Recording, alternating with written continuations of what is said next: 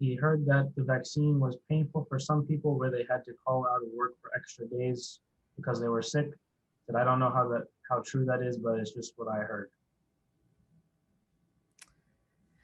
Yeah, I think, just in general, there's been kind of various responses that people have had. So, and I think in general, it tends to be kind of somewhat stronger responses than other vaccines that people are used to, like the flu vaccine, for example. And so part of that may be because, so Pfizer and Moderna, the two RNA-based vaccines are kind of, a two-shot dose. And so you kind of get like, so most of the time, I think there was another question about this, maybe we can just talk about it now, but most of the time the reactions are stronger after the second dose. And so that's primarily because you kind of have a heightened response after that first one, which gives you some protection, but then you kind of amplify that protection. And so the responses people are having are, indications of a immune response, right? So they're, yes, it may not be fun, but they are indications that the vaccine is working, right? And the other thing I think, that is maybe a little bit different is that I think some of the stronger side effects are happening in younger people who are getting the vaccine because they have a stronger immune system, so they have more of a response, which is maybe not what you would expect going into it. But, I think, they've been pretty mild. I think, relatively they're worse than you might experience with some other vaccines, but overall, pretty well tolerated, I think. Mm-hmm. And I would say too that so the specifics that people are kind of looking at, the things that people are seeing in terms of side effects are sort of your typical vaccine response ones, just kind of amplified a little bit. So fever is typical. Headache seems to show up in a handful of patients. Aches, chills, things like that, right? So not disease symptoms, but soreness at the site of injection, swollen lymph nodes. So things that are fairly typical and are kind of uncomfortable, right? I know, at least personally for me as well, I don't know about you guys, but a headache is like my thing, right? I can work through anything except a headache. I'm done if I have a headache. So I wouldn't be surprised if I got a really bad migraine and said, look, I gotta tap out. I can't come in tomorrow. And like Katie noted, I mean, that's a sign that you're generating that protection. So it's, for the people who are feeling it, then, it's easy for me to say because I feel great right now. But, at least be a little bit, you can at least be comfortable knowing that you're generating the response necessary to protect you, right? That's your body responding and generating the immune response that's going to protect you in the future. Should you be worried if you do not generate some sort of response, like if you feel pretty much normal? No, I wouldn't.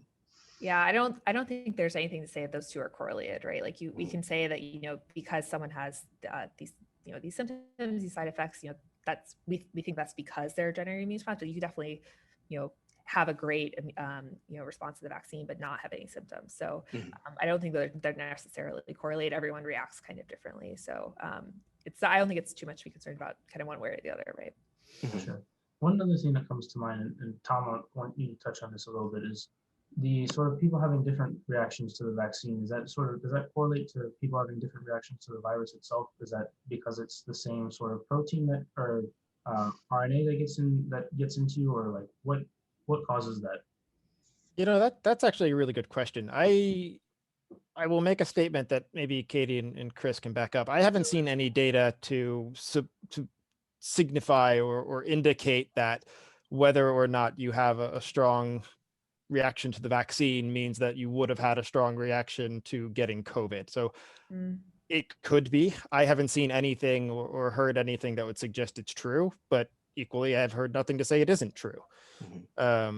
With that in mind, I think it's important to know kind of what I think Katie mentioned earlier, that depending on the age of the individual, younger individuals tend to have more robust immune responses because they're younger and their immune system is kind of leaner and meaner, if you will. As we age, it tends to mellow out. And that's why older people historically can get ill a little more easily.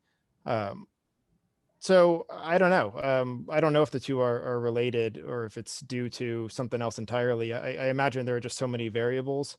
One of the ways the immune system recognizes proteins like this is through what's called MHC, major histocompatibility complexes. So these are proteins that can present part of the spike protein, so a piece of it, in a kind of controlled fashion to T cells, which will result in them activating if they're the appropriate counterpart T cell.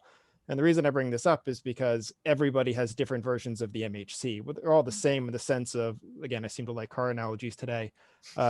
If you have a car that's red or blue, it functions very similarly, right? But there are some differences. Maybe you have a RAV4 versus a Corolla. Again, they both do the job of taking you and stuff from point A to point B, but they're a little different, right? Mhm. So this is the MHC could play a role into this depending on your exact combination of which version you have. And every person, put 10 people in a room and you're going to get 10 different answers. So they all are very similar in what they do, but they all have subtle variations that could affect how strong an immune response you get. And this is me sort of extrapolating. Again, I haven't seen the data to fully support this yet. Maybe Katie or Chris have, but it's a reasonable assumption. But Yeah, again, it just comes down to patient variability. Yeah, and I think one thing it's a little tricky here is, because this is a new type of vaccine, we don't kind of know how much of this is driven just because of how the vaccine works, right? So we don't have another thing to compare for a given person. For most people, this would be the first RNA vaccine they've gotten, right? So you can't compare against and say, is it something inherent about the spike protein about, it being a COVID vaccine, or is it just because it's an mRNA vaccine and you just are generating a stronger response to that? So maybe once we start developing more of these for other diseases, then you'll be able to make those types of comparisons, but we don't have that yet. Gotcha. One other thing that came to mind before we get back to the questions, but Tom, you talked about your immune system being more robust when you're younger. What sort of things just generally can people do to help keep their immune systems strong in just day-to-day life in general? Yeah, so it's a good question. So naturally, diet is going to be huge, right? Vitamin C is good for your immune system. I'm sure everyone's heard of that. You get those airborne where they give you 10,000% of your vitamin C in a given day, vast majority of which is just going to pass right through you. But nutrition does help. Exercise absolutely helps. People have shown that if you're cardio and weightlifting, that they tend to have, and again, all of these are correlations and probabilities, but people who exercise and eat well tend to have better immune systems later in life.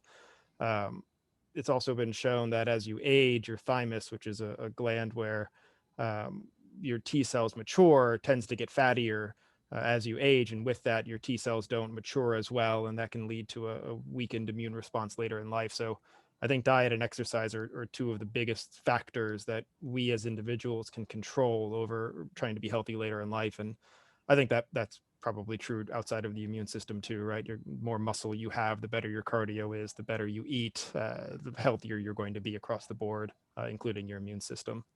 Gotcha. Yeah. And there's a funny fact that a lot of people don't know about the immune system, which is it sort of has two circulations going on, right? So it circulates in your blood, which is driven by your heart. So that's obvious. But the second way that immune cells circulate is through your lymph. It's called lymphatic vessels, right? So it's a secondary fluid called lymph. And it goes through these lymphatic vessels, which basically are one-way valves, and it only moves when you move. It's not hooked up to a pump, right? So it moves by you kind of moving, and pressure pushes things through, and it's a one-way valve, right? So there is some evidence that just moving regularly, right? So doing a little bit of exercise, a little bit of cardio, there's a mechanism by which it makes sense that your immune system gets a better sense of things, because your lymph is probably circulating better than if you were sitting at a desk all day, or right, because otherwise it doesn't move that much unless you're moving. So I could see a scenario where that would be helpful. And even if you look at sort of the COVID breakdowns, it's a tough analysis to make in the United States, because we do have, myself included, a lot of people who are overweight, from a medical perspective. But when you kind of look at the breakdown, the number of people who fall into the hospitalization and death category who have no comorbidities is exceedingly small. And there's an aspect of personal health that I think that should carry on beyond COVID, right? It's just generally, I don't know about you guys, but whenever I'm, actually going through an exercise kick, I feel better, I have better energy. I'm much harder to go down on a sickness or my kids are little germ factories. They're always bringing home colds. If I'm in good shape and kind of running around, it's pretty hard to take me down. But on the weeks where I'm really crammed down into the office and I really can't get out and exercise, I find myself getting the sniffles more often. So totally correlative to myself. But I think it's probably true broader than just me. Katie, do you have anything to add to that?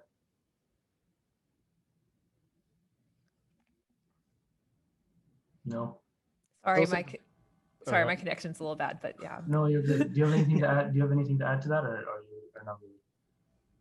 No, yeah, I think that was great. I actually didn't know that about lymph, so that's cool. Yeah, so it's like, and it's the thing. So like, if you see, there's some patients who have things like elephantitis, right? So you have swelling of different parts of their body. It's not that they're full of blood; it's that those sections have filled with an alternative fluid called lymph, which is occasionally also shown as kind of pus. So it's a different fluid that your immune system carries a lot of its kind of network information through. Yeah. Yeah, and along those lines, I'm sure everyone here has heard that when you're on long flights, you're supposed to stand up and walk around a little bit, or you can have lymph pooling in your legs, right? So you can have swelling of the legs if you're potentially elderly. People have it a lot, and you're sitting for too long. So you're supposed to get up and walk around, and for that exact reason that, as Chris said, there's no pump pushing this. You are the pump. When your muscles contract, when you move, it applies pressure, which pushes it through the valves. So we see this elsewhere too, where it's absolutely true that moving moves the lymph. And one other thing to throw in there too is I think it's been pretty well established that stress can cause your immune system to get dampened. Chronic stress, extra cortisol flowing through your blood will keep your immune system suppressed. So in the workaday life where everybody works very hard, spends a lot of time on stressful things every day, that can be detrimental to your health for a number of reasons, including high blood pressure and other stuff.